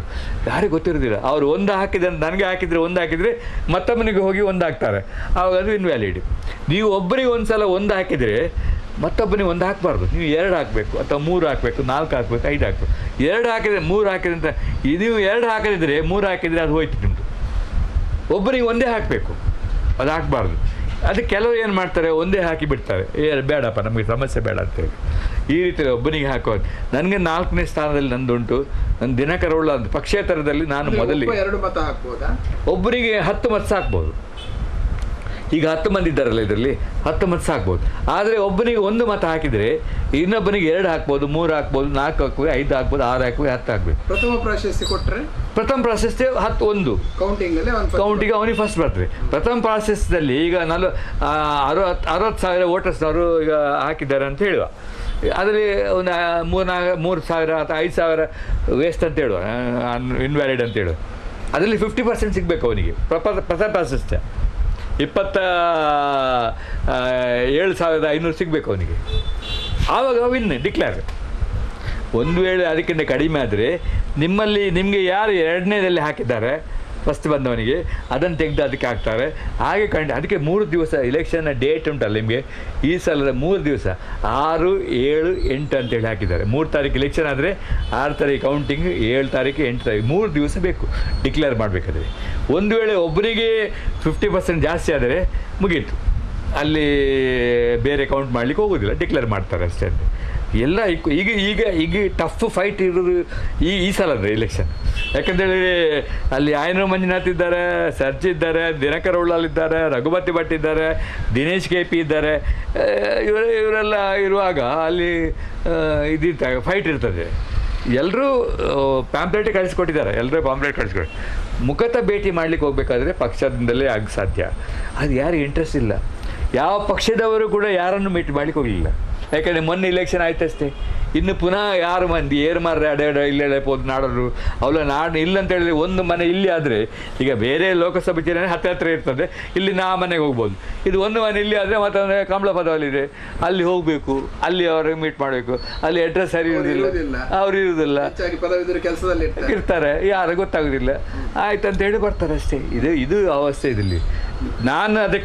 ನಾನು ಈ ಸಲದ ಕ್ಲಿಯರ್ ಆಗಿ ನಾನು ಹೇಳಿದ್ದೇನೆ, ಇಲೆಕ್ಷನ್ ಕಮಿಷನರ್ ಆಫೀಸಲ್ಲಿ ಮೀಟಿಂಗಲ್ಲಿ ನಾನು ಒಬ್ಬನೇ ಹೇಳಿದ್ದು, ಸರ್ ನೀವು ಒಂದು ಕೆಲಸ ಮಾಡಬೇಕು ಈ ಸಲ ನೋಡಿ, ಪದವೀಧರರಲ್ಲಿ ರಿಜಿಸ್ಟ್ರೇಷನ್ ಮಾಡಿದವರಿಗೆ ನೀವು ವೋಟರ್ ಲಿಸ್ಟ್ ಕಳಿಸ್ಕೊಡಿ, ಅಂದರೆ ಇಲೆಕ್ಟ್ರಲ್ ಲೀಸ್ಟ್ ಕಳಿಸ್ಕೊಡಿ.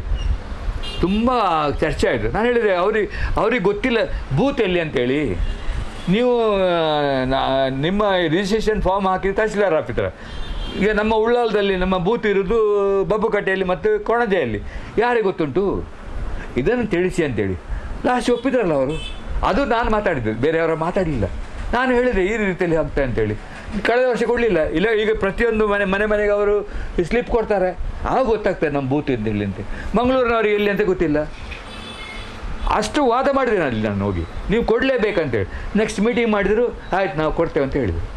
ಏನು ಸರ್, ಪದವೀಧರರಿಗೆ ಏನು ಭರವಸೆಗಳನ್ನು ಕೊಟ್ಟಿದ್ದೀರಿ? ನೋಡಿ, ನಾನು ಒಂದು ವಿಚಾರದಲ್ಲಿ ಹೇಳ್ತೇನೆ, ಇಲ್ಲಿದ್ದು ಒಂದು ನಿರುದ್ಯೋಗ ಸಮಸ್ಯೆಯನ್ನು ನಾವು ಹೋಗಲಾಡಿಸಿದರೆ ಖಂಡಿತವಾಗಿ ನಮಗೆ ಈ ಪ್ರದೇಶದಲ್ಲಿ ನಮಗೆ ಯಾವುದೋ ಕ್ಲೈಮೇಟ್ ಚೇಂಜಿನ ಬಗ್ಗೆ, ನಮ್ಮ ಪರಿಸರಕ್ಕೆ ಹಾನಿಯಾಗತ್ತೆ ಯಾವುದೇ ಇಂಟ್ರೆಸ್ಟ್ ತರಬೇಡಿ. ಈಗ ಆರ್ಟಿಫಿಷಿಯಲ್ ಇಂಟೆಲಿಜೆನ್ಸ್ ಅಥವಾ ಬೇರೆ ಬೇರೆ ಮೆಷಿನ್ ಲರ್ನಿಂಗ್ ಅಥವಾ ಬೇರೆ ಬೇರೆ ಟೈಪಿನದ್ದೆಲ್ಲ ಬರ್ತಾ ಇದೆ. ಜಗತ್ತು ಬದಲಾವಣೆ ಆಗ್ತದೆ. ಜಗತ್ತು ಬದಲಾವಣೆ ಅಂತ ಹೇಳಿದ್ರೆ ನಿಮ್ಮ ಟೆಕ್ನಾಲಜಿ ಬದಲಾವಣೆ ಆಗ್ತದೆ. ಜನರು ಅದಕ್ಕೆ ತಕ್ಕ ಹೋಗ್ತಾ ಇದ್ದಾರೆ, ಹೋಗಬೇಕು. ಯಾಕಂದರೆ ಇಲ್ಲದ್ರೆ ಆಗೋದಿಲ್ಲ. ನಿಮ್ಮ ಇಲ್ಲೇ ಕೂತ್ಕೊಂಡು ನೀವು ಎಲ್ಲ ಕೆಲಸವನ್ನು ಮಾಡುವಂಥ ಟೆಕ್ನಾಲಜಿ ಬಂದಿದೆ. ಮನೆಯಲ್ಲಿ ನಿಮಗೆ ಊಟದ ವ್ಯವಸ್ಥೆ ಆಗಲಿ ಅಥವಾ ಏನೇ ಆಗಲಿ, ನಿಮಗೆ ಡೆವಲಪ್ಮೆಂಟ್ ಚೇಂಜ್ ಎಷ್ಟು ಫಾಸ್ಟ್ ಆಗ್ತದೆ ಅಂತ ಹೇಳಿದರೆ, ನೀವು ಮೊನ್ನೆ ಇಲಾನ್ ಮಸ್ಕ್ ಅಂತ ಹೇಳಿದ, ಇನ್ನೊಂದು 25 ವರ್ಷದಲ್ಲಿ ನೀವು ಮಂಗಳದಲ್ಲಿ ನೀವು ವಾಸಿಸಲಿಕ್ಕೆ ನೀವು ಥಿಂಕ್ ಮಾಡ್ತಾ ಇದ್ದಾನೆ. ಅಂಥ ಥಿಂಕಿಂಗ್ ಮಾಡಿ ಈ ಪ್ರದೇಶದಲ್ಲಿ ನೀವು ಏನು ಮಾಡಬೇಕಂತ ಹೇಳಿದರೆ ಒಂದು ಇಂಡಸ್ಟ್ರಿ ಅಂತ ತರಬೇಕು, ಎಲ್ರಿಗೂ ಉದ್ಯೋಗ ಸಿಗಬೇಕಂತ. ಆ ಉದ್ಯೋಗ ಹೇಗೆ ಅಂತ ಹೇಳಿದರೆ ಆ ಉದ್ಯೋಗ ಸಿಗುವ ಮೊದಲು ಅವರಿಗೆ ಪರಿಣತಿಯನ್ನು ಕೊಡಬೇಕು, ಟ್ರೈನಿಂಗ್ ಕೊಡಬೇಕು. ಇಲ್ಲಿಯ ನಮ್ಮ BA ಅಥವಾ BSc ಅಥವಾ ಇಂಜಿನಿಯರಿಂಗ್ ಹುಡುಗರು ಅವರಿಗೆ ಎಕ್ಸ್ಪೀರಿಯನ್ಸ್ ಇರೋದಿಲ್ಲ, ಪರಿಣತಿ ಇರೋದಿಲ್ಲ, ಡಿಗ್ರಿ ಮಾತ್ರ ಇದೆ. ನನಗೆ ಸ್ವಂತ ಅನುಭವ ಆಗಿದೆ. ನನ್ನ ಮಕ್ಕಳು ಇಲ್ಲಿ ಕಲಿತಂಥ ಇಂಜಿನಿಯರಿಂಗ್ ನಿಮ್ಮ ಅಮೆರಿಕಕ್ಕೆ ಹೋದರೆ ಅಲ್ಲಿ ಆಗೋದಿಲ್ಲ, ಅಲ್ಲಿ ನೀನು MS ಮಾಡಲೇಬೇಕು. ಇಲ್ಲಿ ಕಲಿತಂಥ MD ಕಲಿತಂಥ ಡಾಕ್ಟ್ರು ನೀವು ಅಮೆರಿಕಾದಲ್ಲಿ 3 ವರ್ಷ ಟ್ರೈನಿಂಗೇ ಮಾಡಬೇಕು. ಅಂದರೆ ಆ ಸ್ಟ್ಯಾಂಡರ್ಡ್ ನನ್ನ ಮಕ್ಕಳಿಗೆ ಉದ್ಯೋಗ ಸಿಕ್ಕಿದ ಕಂಪನಿಯಲ್ಲಿ ಅಮೆರಿಕದ ಇವರಿಗೆ BA ಅಥವಾ B ಮಾತ್ರ, ಇವರು PhD ಆಗಿದ್ದಾರೆ, ಅವರು BE ಅಷ್ಟೇ ಸಂಬಳದಲ್ಲಿ ಸಿಗ್ತಾರೆ. ಅಂದರೆ ಅಷ್ಟು ಅವರಿಗೆ ನಾಲೆಜ್ ಸಿಗ್ತಾ ಇದೆ. ಇಷ್ಟು ಪ್ರಾಕ್ಟಿಕಲ್ ಎಲ್ಲ ರಿಸರ್ಚ್, ಎಲ್ಲ ಯೂನಿವರ್ಸಿಟಿಯಲ್ಲಿ ರಿಸರ್ಚಿಗೆ ಫಂಡ್ ಹಾಕ್ತಾರೆ. ಇಲ್ಲಿ ಎಲ್ಲಿದೆ, ಯಾರಿಗೆ ರಿಸರ್ಚ್ ಇದೆ ಅಂತ ಒಂದು ಇದಿಲ್ಲ. ಯೂನಿವರ್ಸಿಟಿ ಇದೆ ಬೇಕಾದಷ್ಟು, ಮೆಡಿಕಲ್ ಕಾಲೇಜಸ್ ಇದೆ, ಆದರೆ ಆ ಪರಿಣತಿಯನ್ನು ಇಲ್ಲ. ಟ್ರೈನಿಂಗ್ ಕೊಡಬೇಕು, skill training is very important. ಅದನ್ನು ಕೊಟ್ಟು ಅವರಿಗೆ ಬೇಕಾಗಂಥ ಇಂಡಸ್ಟ್ರಿಯನ್ನು, small scale industry, medium scale ಇಂಡಸ್ಟ್ರಿಯನ್ನು ಕೊಡಬೇಕಂತ ವಿಚಾರದಲ್ಲಿ ಅದು ಬೇಕು. ಅದು ಯಾವುದು, ಈಗ ಸೋಲಾರ್ ಪ್ಯಾನಲ್ ನಾವು ಎಲ್ಲಿಂದ ತರ್ತೇವೆ? ಇವರು ಮೋದಿಯವರು ಎಲ್ಲ ಮನೆಗೆ ಸೋಲಾರ್ನ ಇಟ್ಕೊಟ್ಟಿದ್ದಾರೆ, ಇದು ಅನುದಾನ ಕೊಡ್ತಾರೆ ಅಂತ ಹೇಳ್ತಾರೆ. ಪ್ಯಾನಲ್ ಇಲ್ಲಿ ಸಿಗ್ತದೆ. ಪ್ಯಾನಲ್ ತರಬೇಕಾದ್ರೆ ತೈವಾನಿಗೆ ಹೋಗಬೇಕು, ಚೈನಾಕ್ಕೆ ಹೋಗಬೇಕು. ಇಲ್ಲಿ ಯಾಕೆ ಮಾಡೋದಿಲ್ಲ? ಮೊಬೈಲ್ಸ್ ಯಾಕೆ ನೀವು ಮಾಡೋದಿಲ್ಲ? ಈಗ ಇಲ್ಲಿ ತಮಿಳ್ನಾಡಲ್ಲಿ ಸ್ಯಾಮ್ಸಂಗ್ ಮೊಬೈಲ್ ಓಪನ್ ಮಾಡಿದ್ದಾರೆ. ಇಲ್ಲ, ನಾವು ಆಗ್ತದೆ ನಮ್ಮಲ್ಲಿ ಮಾಡೋದಿಲ್ಲ ಯಾಕೆ? ಕಾರ್ ಟೈರ್ ಮಾಡೋದು ನಮ್ದು ಹೇಗೆ ಕಾರ್ ಟೈರ್ ಮಾಡಿದರೆ ಅದೇ ರೀತಿಯಲ್ಲಿ ಎಲೆಕ್ಟ್ರಿಕಲ್ ವಾಹನ ಖಾಲಿ ಟಾಟಾದವರು ಮಾತ್ರ ಮಾಡ್ತಾರೆ, ಬೇರೆಯವರು ಮಾಡೋದಿಲ್ಲ. ಅದನ್ನು ಮಾಡಿಸ್ಬೇಕಾಗ ಆಗ ಇಂಜಿನಿಯರ್ಸ್ ಬೆಳೀತದೆ, ಜಾಬ್ ಬೆಳೀತದೆ ಬೇಕಂತೇಳಿ. ನಮ್ಮಲ್ಲಿ ಡೆಮೋಗ್ರಫಿ ನಮ್ಮದು 140 crores ಇಡೀ ಜಗತ್ತಿನ ನಮ್ಮದು ಇದಲ್ಲ, ಅದರಲ್ಲಿ ಸಾಧಾರಣ 60 ಕೋಟಿಯಷ್ಟು ನಮ್ಮದು ಯುವಕರಿದ್ದಾರೆ. ಜಾಬ್ ಎಲ್ಲಿ ಇದಾಗ್ತದೆ? ಸಾಧ್ಯ ಉಂಟಾ? ಕೃಷಿಯಲ್ಲಿ ನಾವು ಕೃಷಿಕರಲ್ಲಿ ಭೂಮಿ ಇದೆ ನಮ್ಮ ಹತ್ರ, ಕೃಷಿಯಲ್ಲಿ ಸ್ವಲ್ಪ ಉತ್ತೇಜನ ಕೊಡುವ, ಅವರಿಗೆ ಒಳ್ಳೊಳ್ಳೆ ರೀತಿಯಲ್ಲಿ ಯಂತ್ರವನ್ನು ಕೃಷಿಯಲ್ಲಿ ಸಾಧನೆ ಮಾಡಿ ಹಣ ಮಾಡಿದವರು ಎಷ್ಟೋ ಮಂದಿ ಇದ್ದಾರೆ, ಅವರಿಗೆ ಆ ರೀತಿಯಲ್ಲಿ ಕೊಡುವ ಅಂಥ ಒಂದು ಯೋಜನೆ ತರಬೇಕು. ನಾನು ಪೊಲ್ಯೂಷನ್ ಇದ್ದ ಬಗ್ಗೆ ಯಾವುದೇ ಇಂಡಸ್ಟ್ರಿ ಬೇಡ ಅಂತೇಳಿ ನನ್ನ ನಾನು MRP ಆಗೋಕ್ಕೆ ಸಹ ನಾನು ಹೋರಾಟ ಮಾಡಿದ್ದೇನೆ. ನೀವು ಸಮುದ್ರಕ್ಕೆ ನೀವು ನೀರು ಬಿಡ್ತೀರಿ, ನಾವು ಬಿಡಬಾರ್ದು ಅಂತ ಹೇಳೋ ವಿಷಯದಲ್ಲಿ ನಾನು ಅಲ್ಲಿ ಹೋರಾಟ ಮಾಡಿ ನಾನು ನಿಂತಿದ್ದೇನೆ, ಸ್ಟ್ರೈಕಲ್ಲಿ ನಿಂತಿದ್ದೆ ಅಂತ ಬೇಡ. ಮೀನುಗಾರಿಕೆ ಸಮಸ್ಯೆ ಆಗುವಂಥ ಮೀನುಗಾರಿಕೆಯಲ್ಲಿ ನಾವು ನೋಡಿ ಎಷ್ಟು ಇದು ಕೊರಿಯಾದಲ್ಲಿ ನೋಡಿ ಎಷ್ಟು ಒಳ್ಳೆಯ ಮೀನುಗಾರಿಕೆಯಲ್ಲಿ ಸಣ್ಣ ಇದು ಅವರಲ್ಲಿ ಎಷ್ಟು ಯಾಂತ್ರಿಕವಾಗಿ ಮೀನುಗಾರಿಕೆ ಮಾಡ್ತಾಯಿದ್ದಾರೆ. ನಮಗಿಂತ ಹಿಂದೆ ಇದ್ದ ಮಲೇಷ್ಯಾ, ನಮಗಿಂತ ಹಿಂದೆ ಇಂಡೋನೇಷ್ಯಾ, ನಮಗಿಂತ ವಿಯೆಟ್ನಾಂ, ನಮಗೆ ಅಡಿಕೆ ಬರ್ತದೆ ವಿಯೆಟ್ನಾಮಿಂದ. ಆಶ್ಚರ್ಯಕರ ನೋಡಿ, ಕಡಿಮೆ ದರದಲ್ಲಿ. ಅದು ಯಾವ ರೂಟ್ನಲ್ಲಿ ಬರೋದು? ಅಲ್ಲಿಂದ ನೇಪಾಳದಿಂದ ಬಂದು ಇಲ್ಲಿ ಬರ್ತದೆ. ಅವರು ನಮ್ಮನ್ನು ಓವರ್ಟೇಕ್ ಮಾಡಿದ್ದಾರೆ. ಹೇಗೆ ವಿಯೆಟ್ನಾಂ ಹೇಗಿತ್ತು? Hard working. ಅಲ್ಲಿ ಗಲ್ಫಲ್ಲಿ ಈಗ ಹೋದರೆ ವಿಯೆಟ್ನಾಂ, ಬಾಂಗ್ಲಾದೇಶ ತೆಗೆದುಕೊಳ್ಳಿ, ಕ್ಲಾತ್ ನಿಮ್ಮ ಇಡೀ ಜಗತ್ತಿನಲ್ಲಿ ಬಟ್ಟೆಯನ್ನು ಮಾಡುವವರು ಇದು ಬಾಂಗ್ಲಾದೇಶದಿಂದ ಬರ್ತಾಯಿದೆ. ಎಲ್ಲ ಸಣ್ಣ ಮಕ್ಕಳನ್ನ ಇಟ್ಕೊಂಡು. ನಮ್ಮಲ್ಲಿ ಯಾಕೆ ಇಲ್ಲಿ ಆಗೋದಿಲ್ಲ? ಟೆಕ್ಸ್ಟೈಲ್ ಪಾರ್ಕನ್ನು ಮಾಡಬೇಕಂತೇಳಿ ಅಲ್ಲಿ ಗಂಜಿ ಮಠದಲ್ಲಿ ಮಾಡ್ತಾ ಇದ್ದಾರೆ. ಅದು ಇದಾಗಿದೆ, ಎಲ್ಲೂ ಅದರ ಬಗ್ಗೆ ಕಾಣ್ತಾ ಇಲ್ಲ. ಯಾಕೆ?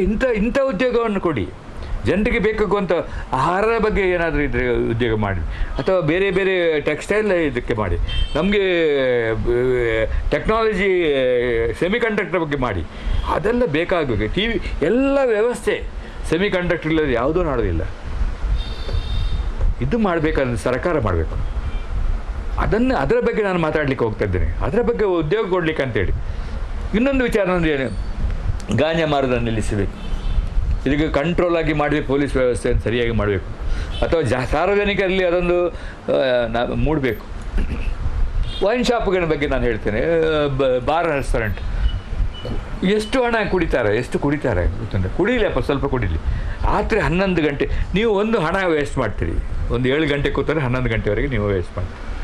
ಒಂದು ಹಣ ವೇಸ್ಟ್, ಒಂದು ಟೈಮ್ ವೇಸ್ಟ್. ಇದು ಬಾರ್ಸ್ ಜಾಸ್ತಿ ಆಗ್ತಾ ಇದೆ, ಒಂದು ಇದಾಗ್ತಾಯಿದೆ. ಇದೆಲ್ಲ ನಿಯಂತ್ರಣ ಮಾಡಬೇಕು ಅಲ್ವಾ? ಯುವಕರಲ್ಲಿ ಜಾಸ್ತಿ ಹೋಗೋದು ಅವರಿಗೆ ಇದ್ದಿಲ್ವಾ? ಈ ರೀತಿಯಲ್ಲಿ ಆಗದಾಗೆ ಆಗಬೇಕು. ಪದವೀಧರರು ಅಂತ ಹೇಳಿದರೆ ಒಂದು ರೀತಿಯಲ್ಲಿ ಅವರಿಗೆ ಒಡನೆ ಕೊಡಬೇಕು, ಕ್ಯಾಂಪಸ್ಸಲ್ಲೇ ಅವರಿಗೆ ರಿಕ್ರೂಟ್ಮೆಂಟ್ ಮಾಡಿ ಕೆಲಸ ಅಂತ ಹೇಳಿದರೆ ಅವರ ಜೀವನ ಸಾಗಿಸುವಂಥದ್ದು. 15,000 ರೂಪಾಯಿ ಸಂಬಳ ಕೊಟ್ಟರೆ ಒಬ್ಬ BE ಮಾಡಿದವನಿಗೆ ಕೊಟ್ಟರೆ ಅವನಿಗೆ ಎಷ್ಟು ಆಗ್ಬೋದು. ಈಗಲೂ ಕೂಡ ತಮ್ಮ ಮದುವೆ ಆದ ನಂತರ ಕೂಡ ತಂದೆ ತಾಯಿ ಅಂದರೆ ಅಡಿಯಂದಲ್ಲಿ ಇರುವವರು ತುಂಬ ಮಂದಿ ಇದ್ದಾರೆ ಪದವೀಧರರು. ಅದು ಆಗಬಾರ್ದು. ಸ್ವಂತ ಕಾಲಿನ ಅಡಿಗೆಯಲ್ಲಿ ಇರಬೇಕು. ರೈತರ ಸಾಲ ಮನ್ನಾ ಆಗ್ತದೆ, ಬಡಪಾಯಿ ಮಕ್ಕಳ ಎಜುಕೇಶನ್ ಸಾಲ ಯಾಕೆ ಸರ್ ಮನ್ನಾ ಆಗುತ್ತೆ? ನೋಡಿ, ರೈತರ ಶಾಲೆ ಅಂತ ಹೇಳಿದರೆ ಅದು ಒಂದು ರಾಜಕೀಯವಾಗಿ ತರುವಂಥ ಯಾವುದೇ ನಿರ್ಣಯ. ಅದನ್ನು ಮುಟ್ಲಿಕ್ಕೆ ಹೋಗಲಿಕ್ಕೆ ಯಾರಿಗೂ ಧೈರ್ಯ ಇಲ್ಲ. ಯಾಕಂತ ಹೇಳಿದರೆ ರೈತ ಜನಾಂಗ ಅಂತೇಳಿದರೆ ಈಗ ಮೀಟ್ರಿಗೆ ನೀವು ರೈತರಿಗೆ ಫ್ರೀಯಾಗಿ ವಿದ್ಯುತ್ ಛತ್ ಕೊಡ್ತೀರಿ. ಯಾರಾದರೂ ಒಬ್ಬರು ಹೇಳಿ ಅಂತ ನೀವು ರೈತರಿಗೆ ಕೊಡಬೇಡಿ ಅಂತೇಳಿ. ಶ್ರೀಮಂತ ರೈತರು ಈಗ ಶರದ್ ಪವಾರ ಮಗಳು ಅವಳೆಲ್ಲ 1,000 ಕೋಟಿ ಇದ್ದು ರೈತರ ಇನ್ಕಮ್ ಅಂತೇಳಿ ಕೊಟ್ಟಿದ್ದಾಳೆ. ಇಲ್ಲಿ ಅವರ ಇನ್ಕಮ್ ಟ್ಯಾಕ್ಸಲ್ಲಿ ನೀವು ನೋಡಿದರೆ ಅವರು ರೈತರ ಕಬ್ಬಿನ ಕಾರ್ಖಾನೆ ಎಲ್ಲ ಉಂಟು ಅವರಿಗೆ, ಎಲ್ಲ ರೈತರು. ಆದರೆ ಇನ್ಕಮ್ ಎಷ್ಟು? 1,000 ಕೋಟಿ. ಅವ್ರಿಗೆ ಟ್ಯಾಕ್ಸೇ ಇಲ್ಲ, ಇನ್ಕಮ್ ಟ್ಯಾಕ್ಸ್ ಇಲ್ಲ. ನೀವು ರೈತರ ಬಗ್ಗೆ, ಬಡ ಮಕ್ಕಳ ಬಗ್ಗೆ ಇದು ಕೊಡೋದಿಲ್ಲ. ಯಾಕಂತೇಳಿ ಇದೇ ರೀಸನ್, ನಿಮ್ಗೆ ಹಣ ಇರೋದಿಲ್ಲ. ಇವರೇ ಕೊಟ್ಟ ನಂತರ ಇವರಿಗೆ ಯಾರಿಗೆ ಕೊಡೋದಿಲ್ಲ.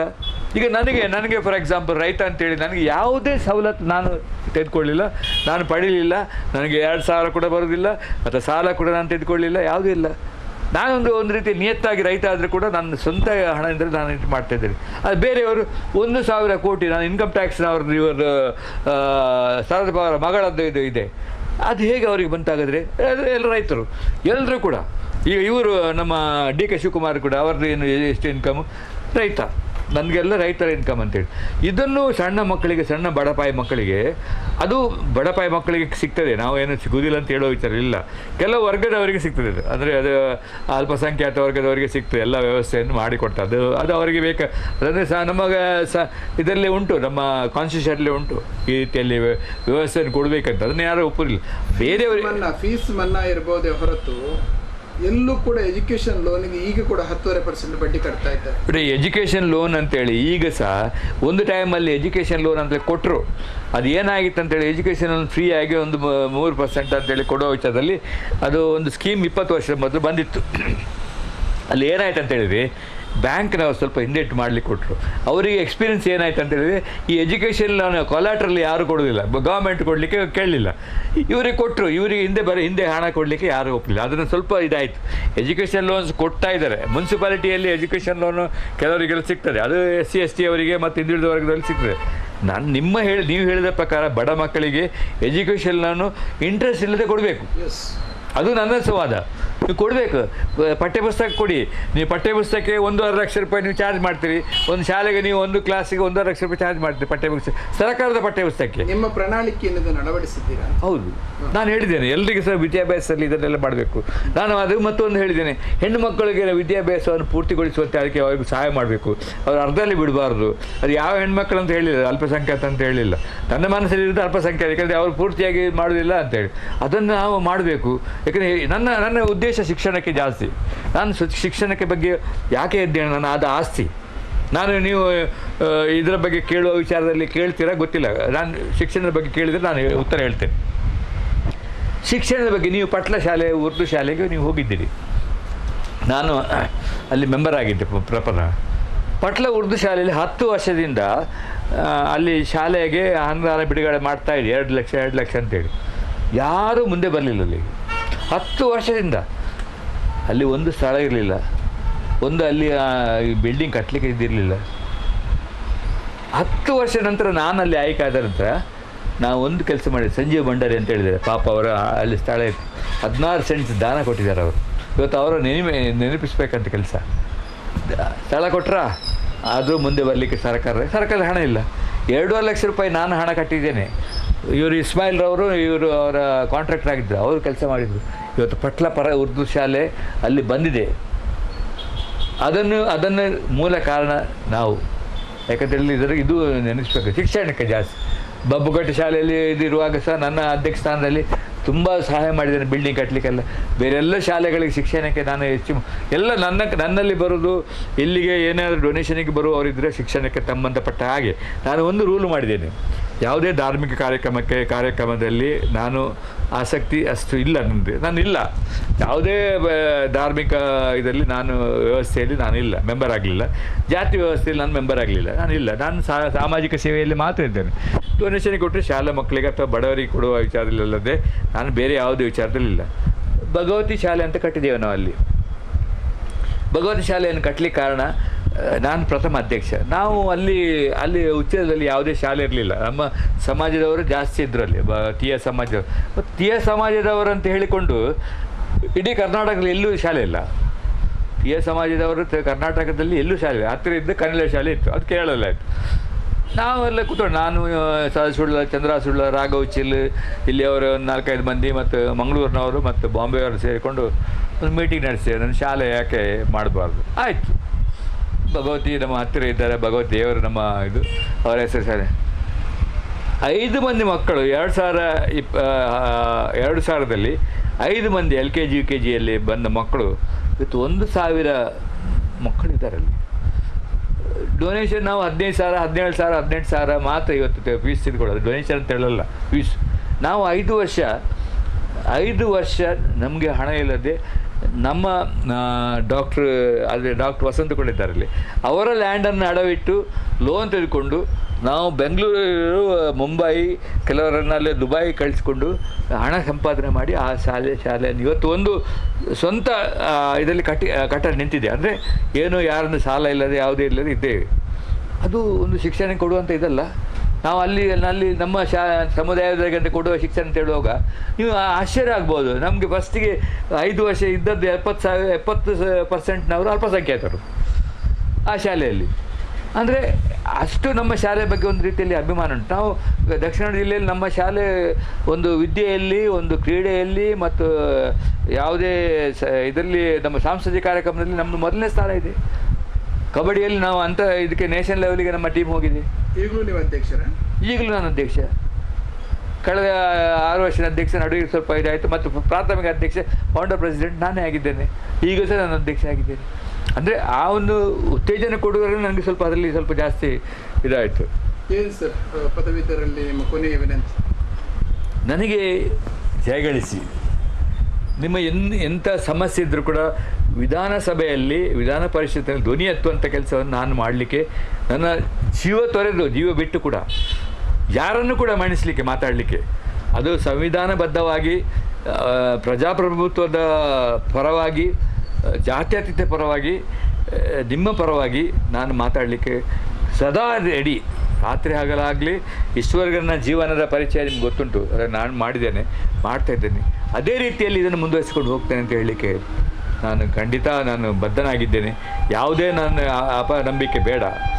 ವಿದ್ಯಾರ್ಥಿ ಪದವಿ ರಿಜಿಸ್ಟರ್ ಮಾಡಿದವರು ಅಥವಾ ರಿಜಿಸ್ಟರ್ ಮಾಡದವರು ಕೂಡ ಇದು ಸಮಸ್ಯೆ ನಿಮಗೆ ಇನ್ನು ಫ್ಯೂಚರ್ ನಿಮ್ಮ ಬಗ್ಗೆ ಸಹ ಬರ್ತದೆ.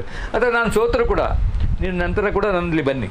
ನಾನು ಇಲೆಕ್ಷನ್ ಇದೆ ಅಂತೇಳಿ ಇಲೆಕ್ಷನ್ ಅಂತೇಳಿ ಇಲ್ಲ, ಭಾವಿಸ್ಬೇಡಿ. ಇನ್ನೂ ಕೂಡ ಇದ್ದೇನೆ, ಈ ಸಾರ್ವಜನಿಕ ಜೀವನದಲ್ಲಿ ಇದ್ದೇನೆ. ಎಲ್ಲ ಕಡೆಯಲ್ಲಿ ನಾನು ಹೋಗ್ತಾ ಇದ್ದೇನೆ. ನನಗೆ ಕಾಂಟ್ಯಾಕ್ಟ್ ಮಾಡ್ಬೋದು. ಯಾಕಂತೇಳಿ ಆದರೆ ನನಗೆ ನೀವು ಮಾಧ್ಯಮದವರು, ನೀವು ನಿಮ್ಮಂಥವ್ರು ಏನು ಹೇಳ್ಬೇಕಂತೇಳಿ ನನ್ನ ಈ ಭಾವನೆಗಳನ್ನು, ನನ್ನ ಈ ಉದ್ದೇಶಗಳನ್ನು, ನನ್ನ ಈ ಒಬ್ಜೆಕ್ಟಿವ್ಗಳನ್ನು ನೀವು ಅವ್ರಿಗೆ ಮುಟ್ಟಿಸಬೇಕು. ಆವಾಗ ಅವರು ಕಲಿತವರೆಲ್ಲರೂ ಯಾರು ಯಾವುದಕ್ಕೂ ಇಲ್ಲಿ ನಮ್ಮ ಈ ಪ್ರದೇಶದಲ್ಲಿ ಹಣದ ಲಾಭಕ್ಕಾಗಿ ಯಾರು ಓಟು ಹಾಕುವವರಿಲ್ಲ. ಅದನ್ನು ಮಾತ್ರ ಒಂದು ಹೇಳ್ತೇನೆ ನಾನು. ಇಲ್ಲಿನ ಯಾವ ಪ್ರದೇಶದವರು, ಬಟ್ ಬೇರೆ ಕಡೆ ಎಲ್ಲ ಆಗ್ತಾಯಿದೆ. ಕಟ್ಟ ಎಲ್ಲ ಕೊಟ್ಟಿದ್ದಾರೆ, ಪ್ರೆಸೆಂಟೇಷನ್ ಕೊಟ್ಟಿದ್ದಾರೆ ಅಂತೇಳಿ ನ್ಯೂಸಲ್ಲೇ ಬಂದಿದೆ. ಇವತ್ತು ಕೂಡ ಬಂದಿದೆ, ಗೋಡೌನಲ್ಲಿ ಇಟ್ಟಿದ್ದಾರೆ ಅಂತೇಳಿ. ನಮ್ಮ ಇಲ್ಲಿ ಯಾರಿಲ್ಲ. ಅಂಥ ಒಂದು ಪ್ರದೇಶದಲ್ಲಿ ನಾನು ನಿಂತಿದ್ದೇನೆ. ಒಳ್ಳೆಯ ಮನಸ್ಸಿರುವ ಪದವೀಧರಿದ್ದಾರೆ. ಅವರು ನನಗೆ ಆಶೀರ್ವಾದ ಮಾಡಲಿ ಅಂತೇಳಿ ನಾನು ಅವರಲ್ಲಿ ಬೇಡ್ಕೊಡ್ತೇನೆ. ಅದು ವಿಶೇಷವಾಗಿ ದೇವರಲ್ಲಿ ಕೂಡ ಬೇಡ್ಕೊಳ್ತೇನೆ. ಪ್ರಥಮ ಪ್ರಾಶಸ್ತ್ಯ ಮತ ಎಲ್ಲರೂ ಪ್ರಥಮ ಪ್ರಾಶಸ್ತ್ಯ ಹಾಕಿ. ಯಾರು ನನಗೆ 2 ಮತ, ನನ್ನನ್ನು ಪ್ರಥಮದಲ್ಲೇ ನಾನು ವಿಜಯಗಳಿಸಿ. ಯಾಕಂದರೆ ಆ ಅರ್ಹತೆ ಉಂಟು, ಆ ಶಕ್ತಿ ಉಂಟು, ಧೈರ್ಯ ಉಂಟು. ಯಶಸ್ಸು ನಿಮ್ಮದು, ನಂದು ಯಶಸ್ಸಲ್ಲ. ನನಗೆ ವಿನ್ನ ಮಾಡಿದ ಯಶಸ್ಸು ನಿಮ್ಮದು. ಪಕ್ಷಕ್ಕೆ ಮತ ಕೊಡಬೇಕು ಅಂತ ಇದ್ದವರು ಪಕ್ಷಕ್ಕೆ ಮತ ಇದೆ. ಇದರಲ್ಲಿ ಪಕ್ಷ ಅಂತ ಹೇಳಿ ಚಿಹ್ನೆ ಬರೋದಿಲ್ಲ. ಅಲ್ಲಿ ಚಿಹ್ನೆ ಎಲ್ಲಿ ಬರೋದಿಲ್ಲ. ನೀವು ಪ್ರಾಶಸ್ತ್ಯ ಅಂತೇಳಿ ಹಾಕಬೇಕು. ಅಲ್ಲಿ ಚಿಹ್ನೆಯಲ್ಲಿ ಒತ್ತು ಹಾಕಲಿಕ್ಕಿಲ್ಲ. ನೀವು ಅವರಿಗೆ ಹಾಕಬೇಕಿಲ್ಲ, ಒಂದೇ ಹಾಕಬೇಕು. ನನಗೆ ಹಾಕಬೇಕಾದ್ರೆ ಒಂದೇ. ಅಲ್ಲೂ ಚಿಹ್ನೆ ಕಾಣೋದಿಲ್ಲ. ಹೆಸರು ಮತ್ತು ನಿಮ್ಮ ಫೋಟೋ ಮತ್ತು ಇದು ಮಾತ್ರ ಬರೋದು. ಅಲ್ಲಿ ಪಕ್ಷ ಅಂತ ಇಲ್ಲಿ ಹಾಕೋದಿಲ್ಲ ಅಲ್ಲಿ. ಆದರೂ ಪ್ರಚಾರ ಮಾಡಿದವರು ಇದ್ದಾರೆ. ಆದರೂ ನನಗೆ ಪ್ರಾಶಸ್ತ್ಯ ಹಾಕಿ, ಯಾಕಂದ್ರೆ ಒಂದು ವೇಳೆ ಹಾಕದಿದ್ದರೆ ಪಕ್ಷದವರಿಗೆ ಹಾಕಬೇಕು. ಒಂದು ಅದು ಎರಡನೇ ಮತ ಹಾಕ್ಬೋದಾ? ಹಾಕ್ಬೋದು. ಎರಡನೇ ಮತ ಹಾಕ್ಬೋದು, ಮೂರನೇ ಮತ ಹಾಕ್ಬೋದು. ಅದು ಎಲ್ಲ 10 ಮಂದಿಗೆ ಸಹ ಹಾಕ್ಬೋದು ಅಂತ ಹೇಳಿದ್ದೇನೆ ನಾನಲ್ಲ. ಅದರಲ್ಲಿ ಉಂಟು, ಅದರಲ್ಲಿ ಆ ಕಾಲಮಲ್ಲಿ ನೀವು 1, 2 ಆದರೆ ರಿಪಿಟೇಷನ್ ಮಾಡಿಬಿಡಿ. 1, 2 ಜನರಿಗೆ ಹಾಕ್ಲಿಕ್ಕಿಲ್ಲ. ಇಲ್ಲ, 2 ಜನಕ್ಕೆ ಹಾಕಬಾರ್ದು, 3 ಜನಕ್ಕೆ ಹಾಕಬಾರ್ದು. ಹಾಗೆ ಅದು ಕಂಟಿನ್ಯೂ ಮಾಡ್ತಾ ಹೋಗ್ಬೇಕು ಅಷ್ಟೇ. ಅದು ಯಾರಿಗೆ ಗೊತ್ತಿರೋದಿಲ್ಲ. ಆಯ್ತು, ಒಂದು ಇವರಿಗೆ ಹಾಕ್ತಾನೆ, ಮತ್ತೊಬ್ಬರಿಗೆ ಯಾರಿಗೆ ಆಯ್ತು ಮರ 2 ಹಾಕಿದೆ, ಒಂದು ಪುನಃ ಇವರಿಗೆ ಹಾಕಿದ್ದಲ್ಲ, ಅವರು ಪಕ್ಷದವರಲ್ಲ, ಅವ್ರಿಗೆ ಒಂದು ಹಾಕುವ, ಅಲ್ಲೇ ಹೋಯ್ತು. ಅದು ಹೋಯ್ತು. ಅದು ಆಗಬಾರ್ದು, ಹಸಿಂದ ಆಗ್ತದೆ. ಅದನ್ನು ಜನರಿಗೆ ಮುಟ್ಟಿಸುವಂಥ ಕೆಲಸವನ್ನು ಕೂಡ ನೀವು ಮಾಡಬೇಕು. ಧನ್ಯವಾದ ಸರ್. ವೀಕ್ಷಕರೇ, ಇಷ್ಟೊತ್ತು ಈ ಸಲದ ನೈಋತ್ಯ ಪದವೀಧರ ಕ್ಷೇತ್ರದ ಪಕ್ಷೇತರ ಅಭ್ಯರ್ಥಿಯಾಗಿ ಸ್ಪರ್ಧಿಸ್ತಾ ಇರುವಂತಹ ದಿನಕರ ಉಳ್ಳಾಲ್ ಅವರಲ್ಲಿ ಮಾತನಾಡಿದ್ದೇವೆ. ಅವರ ಮನದ ತುಡಿತಗಳೇನಿತ್ತು, ಅವರ ಮುಂದೆ ಕೈಗೊಳ್ಳಬೇಕಾದಂಥ ಯೋಜನೆಗಳೇನಿತ್ತು ಅವುಗಳನ್ನೆಲ್ಲ ನಿಮ್ಮ ಜೊತೆಗೆ ಹಂಚಿದ್ದಾರೆ. ಇನ್ನು ಮತ ಕೊಡಬೇಕಾ ಬೇಡುವ ಅನ್ನೋದು ಅದು ನಾವು ಹೇಳುವಂಥದ್ದಲ್ಲ. ಅವರ ಮಾತು ನಿಮಗಿಷ್ಟವಾಗಿದ್ದರೆ ನೀವು ಆ ನಿಲುವಿನಲ್ಲಿ ಅಥವಾ ಆ ನಿಟ್ಟಿನಲ್ಲಿ ನಿಮ್ಮ ನಿರ್ಧಾರವನ್ನು ತಗೊಳ್ತೀರಿ ಅನ್ನೋ ಒಂದು ಮಹದಾಸೆಯೊಂದಿಗೆ ಈ ಕಾರ್ಯಕ್ರಮವನ್ನು ಇಲ್ಲಿಗೆ ಮುಗಿಸ್ತಾ ಇದ್ದೇವೆ. ವಂದನೆಗಳು.